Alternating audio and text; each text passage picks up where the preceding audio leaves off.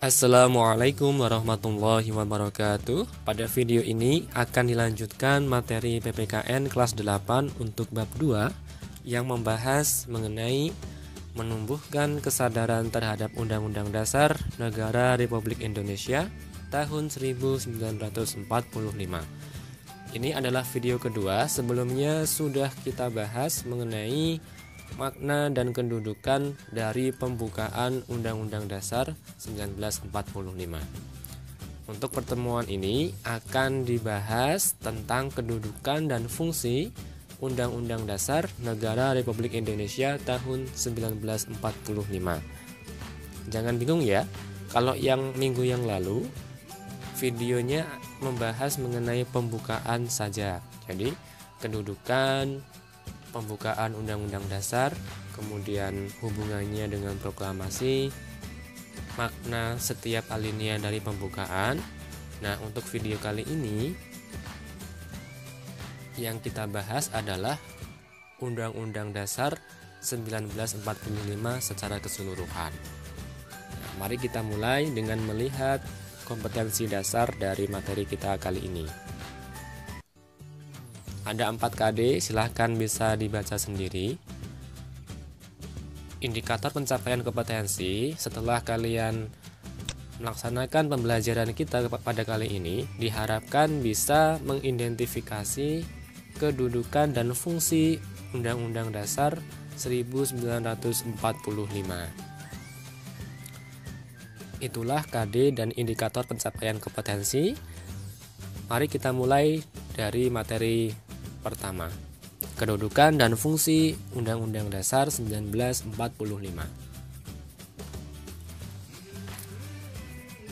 UUD pada awalnya lahir untuk membatasi kekuasaan raja yang pada waktu itu berkuasa sewenang-wenang.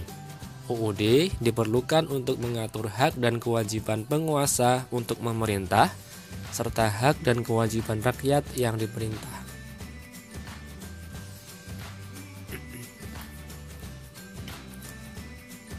UUD diperlukan untuk mengatur jalannya pemerintahan. Jika suatu negara tidak memiliki UUD, dapat dipastikan akan terjadi penindasan terhadap hak asasi manusia. Latar belakang pembuatan UUD bagi negara yang satu berbeda dengan negara yang lain. Hal ini dapat disebabkan karena beberapa hal, antara lain sejarah yang dialami oleh bangsa yang bersangkutan, cara memperoleh kemerdekaan bangsanya, situasi dan kondisi pada saat menjelang kemerdekaan bangsanya, dan lain sebagainya. Sehingga bisa dipastikan setiap negara pasti punya UUD. Motivasi adanya UUD 1945. Motivasi adanya Undang-Undang Dasar 1945 adalah adanya kehendak para pembentuk negara kesatuan Republik Indonesia sesaat setelah proklamasi kemerdekaan Republik Indonesia, tepatnya pada tanggal 18 Agustus 1945. Hal ini dimaksudkan agar terjamin penyelenggaraan ketatanegaraan negara kesatuan Republik Indonesia secara pasti, sehingga stabilitas nasional dapat terwujud.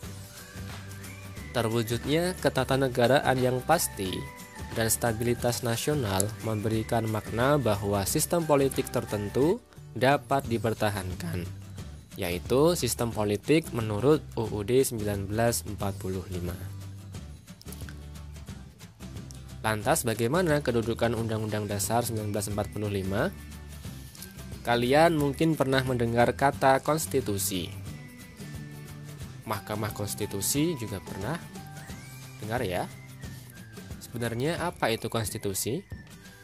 Konstitusi menurut beberapa ahli memiliki arti yang lebih luas daripada Undang-Undang Dasar atau UUD. UUD hanya sebagian dari konstitusi, yaitu konstitusi tertulis. Negara Kesatuan Republik Indonesia sangatlah beruntung karena sejak tanggal 18 Agustus 1945 sudah memiliki Undang-Undang Dasar 1945 sebagai hukum dasar tertulis yang digunakan untuk mengatur jalannya pemerintahan negara. UUD 1945 merupakan norma hukum tertinggi dalam sistem ketatanegaraan Republik Indonesia yang dijadikan dasar untuk penyusunan peraturan perundang-undangan. Kedudukan Undang-Undang Dasar. Sebagai hukum dasar, UUD 1945 berkedudukan sebagai sumber hukum dan merupakan hukum dasar yang menempati kedudukan tertinggi.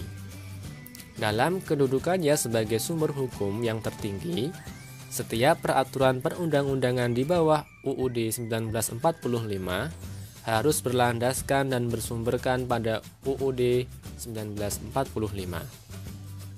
Sebagai hukum dasar tertinggi, segala peraturan perundangan di bawah UUD 1945 tidak boleh bertentangan dengan UUD 1945.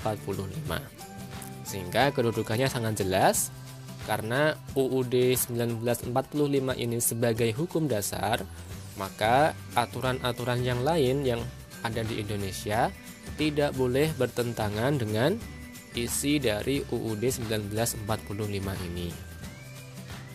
Jadi, kalau di Indonesia itu peraturan perundang-undangannya memiliki derajat, ya. Yang paling tinggi adalah Undang-Undang Dasar 1945. Nah, ini menjadi dasar, menjadi sumber hukum bagi peraturan di bawahnya. Mulai dari TAP MPR, undang-undang, peraturan pengganti undang-undang, peraturan pemerintah, peraturan presiden, hingga nanti sampai paling bawah itu harus sesuai dengan Undang-Undang Dasar 1945. Kemudian fungsi UUD 1945. Dalam kedudukan yang demikian itu, ya, kedudukan tadi ya, Undang-Undang Dasar 1945 sebagai sumber hukum tertinggi, UUD 1945 memiliki fungsi sebagai berikut. Yang pertama, fungsi alat kontrol. UUD 1945 sebagai alat kontrol apakah aturan hukum yang lebih rendah sesuai atau tidak dengan norma hukum yang lebih tinggi, yaitu UUD 1945. Fungsi yang kedua sebagai pengatur. UUD 1945 juga berperan sebagai pengatur bagaimana kekuasaan negara disusun, dibagi, dan dilaksanakan. Yang terakhir sebagai penentu, Undang-Undang Dasar 1945 juga berfungsi sebagai penentu hak dan kewajiban negara, aparat negara, dan warga negara. Itulah fungsi UUD 1945. Selanjutnya, mari kita pahami apa itu Undang-Undang Dasar 1945. UUD Negara Republik Indonesia 1945 adalah keseluruhan naskah yang terdiri atas pembukaan dan pasal-pasal.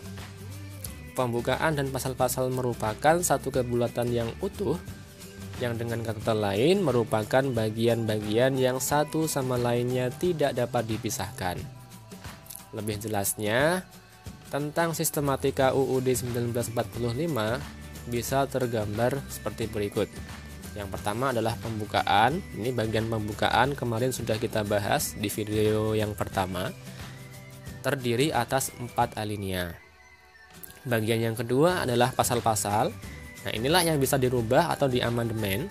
Sebelum diubah ada 16 bab, setelah dirubah bertambah menjadi 21 bab. Yang awalnya 37 pasal, sekarang menjadi 73 pasal. Yang sebelumnya dari 49 ayat menjadi sekarang 170 ayat. Kemudian awalnya 4 pasal aturan peralihan, maka setelah dirubah menjadi 3 pasal aturan peralihan, dan 2 ayat aturan tambahan berubah menjadi 2 pasal aturan tambahan. Ini setelah diamandemen atau dirubah. Itu ya, mengenai kedudukan dan fungsi Undang-Undang Dasar Negara Republik Indonesia tahun 1945. Kemudian materi yang kedua, sifat Undang-Undang Dasar 1945. Undang-Undang Dasar 1945 memiliki sifat sebagai berikut.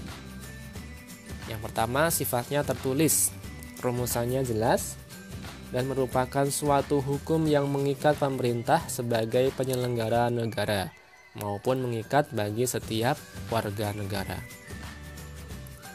Di sini tertulis ya, karena ada negara yang tidak memiliki konstitusi tertulis. Kok bisa? Kita lihat bedanya. Suatu konstitusi itu disebut tertulis apabila konstitusi itu tertulis dalam satu naskah yang telah diratifikasi oleh lembaga legislatif. Konstitusi tidak tertulis yaitu konstitusi yang tidak tertulis dalam satu naskah. Jadi maksudnya hukum dasarnya itu tersebar di beberapa naskah. Jadi tidak dalam satu naskah. Misalnya di Inggris, konstitusinya dikatakan tidak tertulis karena tidak ditulis pada satu naskah, namun terdapat dalam beberapa undang-undang seperti Magna Carta dan Bill of Rights. Ini merupakan konstitusi tidak tertulis. Kalau di Indonesia, Undang-Undang Dasar 1945 itu merupakan satu naskah yang isinya mengenai hukum dasar saja, sehingga disebut sebagai konstitusi tertulis. Kalau di Inggris ini tersebar di beberapa undang-undang, memang tetap tertulis dalam suatu naskah ya, tapi tidak jadi satu, tidak diratifikasi namanya. Itu namanya tidak tertulis. Nah, kalau Undang-Undang Dasar 1945 ini sifatnya tertulis. Kemudian yang kedua, singkat dan supel, memuat aturan-aturan, yaitu memuat aturan-aturan pokok yang setiap kali harus dikembangkan sesuai dengan perkembangan zaman, serta memuat hak-hak asasi manusia. Kemudian sifat yang ketiga, memuat norma-norma, aturan-aturan, serta ketentuan-ketentuan yang dapat dan harus dilaksanakan secara konstitusional. Kemudian sifat yang berikutnya, merupakan peraturan hukum positif yang tertinggi, juga sebagai alat kontrol terhadap peraturan perundang-undangan yang lebih rendah dalam hierarki atau tingkatan tertib hukum Indonesia. Seperti yang dijelaskan tadi, Undang-Undang Dasar 1945 itu merupakan peraturan perundang-undangan yang paling tinggi di Indonesia, sehingga bisa menjadi alat kontrol bagi aturan perundang-undangan di bawahnya. Artinya peraturan perundang-undangan di bawahnya Undang-Undang Dasar itu harus sesuai dengan Undang-Undang Dasar 1945. Itulah tadi materi kita pada hari ini mengenai kedudukan dan fungsi UUD 1945. Jika ada yang masih bingung atau mau ditanyakan, silahkan didiskusikan dalam forum kelas. Wassalamualaikum warahmatullahi wabarakatuh.